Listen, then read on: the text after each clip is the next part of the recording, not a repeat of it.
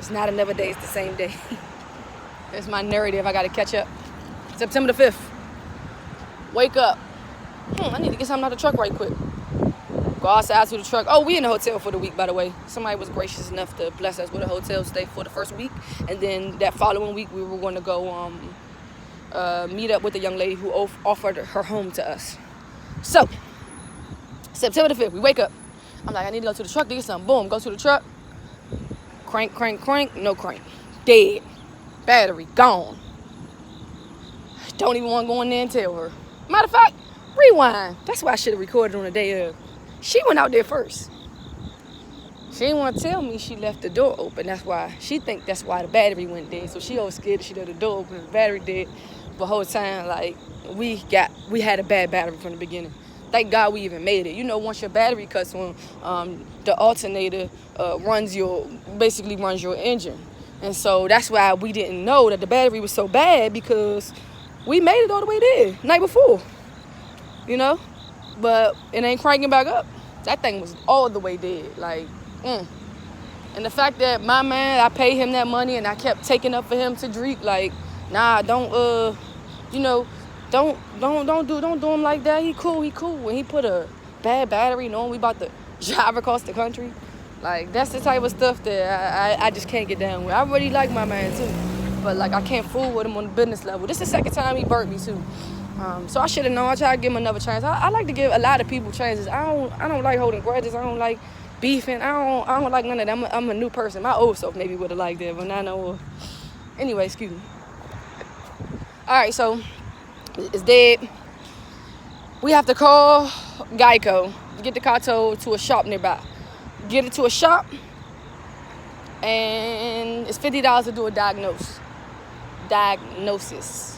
So they diagnose it for $50, and it's about $650 worth of work. 2 tires, a brand new battery, some flap in the back that he wanted to do, replace the light bulb. I think that was it. And so, we talked to him about what we were doing, our mission and everything like that, and he told me he would check out the website. Well, Cedric was really in contact with one of the people. His name was Sunshine, and I'm not ever going to forget that name. So Sunshine and Cedric are, talking about the business. I'm in my own world, probably sending an email or something. But we come back to pick the car up later that day, and we paid them, basically. We had to pay them $400, $500. Had to go get a new battery. We decided to go to AutoZone to get the new battery, because they installed it for free, and it was a little cheaper than the place. And they told us that. That was very nice of them. And so we get all that stuff installed. We riding good. And the air is working nice. And the air just, boom, goes out. Boom. Air gone. Still trying not to get frustrated. We still got work to do. We woke up that day and went to a meeting out in downtown Richmond. Yep. A meeting out in downtown Richmond. And actually met with a very, very, very nice young lady named Fatima. She's with Leaders for Life, Inc. And that was the beginning of everything right there. Just her believing in what we have, and knowing that it's not always fully developed, and knowing that we probably needed a little special touch on it to trim it up, or to make it sound like something, look like something, to give it some more life. It started off like a ball of idea, and it started to flourish, but it wasn't where I wanted it to be yet. And meeting her, oh man, if that wasn't the universe, I don't know what was. So on September the 5th, I meet with this young lady, Cedric and I talking to her. And this is a very powerful moment for me that I want to make sure that I capture. In this moment, as much talking and canvassing that we've been doing about H360, people always gravitate towards me, because I'm the one who has the idea. I'm the one who came up with this, whatever, I'm the one who talks the most. I talk a lot, you know that. So in this meeting, this was the first time that I've ever seen someone stop talking to me. Enough about you and why you doing this. She turned straight to Drake and say, why you here? And in that moment, I was just like, we've always talked about why she's here and her purpose. And and how she's connected to this mission despite me. Like, this, to take me out of the equation, she's connected to this mission. And I knew this story. But to hear her sit there and to tell that story, it empowered me. It really did. Because I always start off with the same sentence. Still September the 5th, the young lady asked me, well, why are you doing this? How are you connected to mental health? This is my response.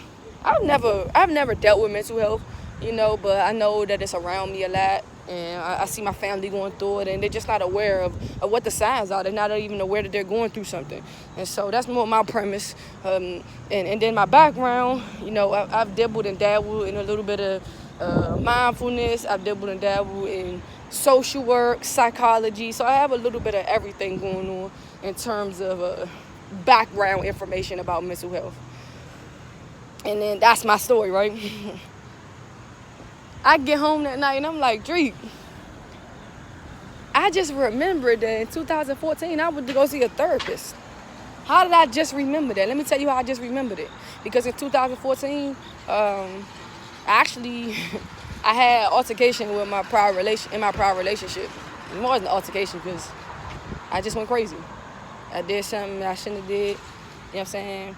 And it started to make me reevaluate who I was, because like why are you putting all your faith in a person? That was my question to myself. Like, why are you doing this? There must be something wrong with you. You don't have enough stuff within you to stand on your own, and so you get angry and you lash out at people. And that was my own diagnosis and interpretation of what I was doing to myself. And so I knew something was happening with me. And so I wanted to talk to somebody about it. I know that that's a foreign thing in the black community, but I did it anyway. I went out on them.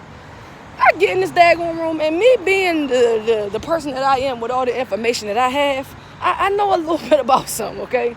So all these diagnoses, I work full time with a case manager quite a few years, okay?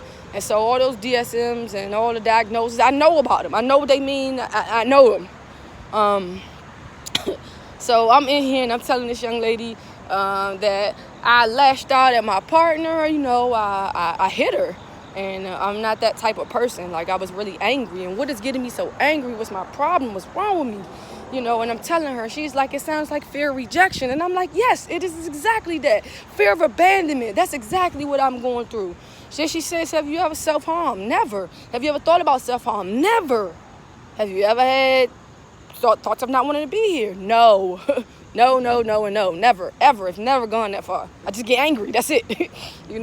She's like, it sounds like you're suffering from borderline personality disorder.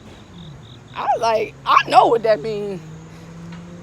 That's kind of crazy. That's not me. I let her talk though, but I know what I know, And so when I left there, like, I fixed my own problem. Like, she suggested dialectical behavior therapy or whatever, and I was just like, I know what that is, and I know I could do that, like, without the actual therapy. Anyway, the day I left that office, I told myself I am self-sufficient. Everything I need is inside of me. It is not external at all. Everything I need to be happy, to be successful, to be joyful is inside of me. From that day forward, I didn't let anything override that belief. That's my mantra. Everything I need is right here, all inside me, all in me.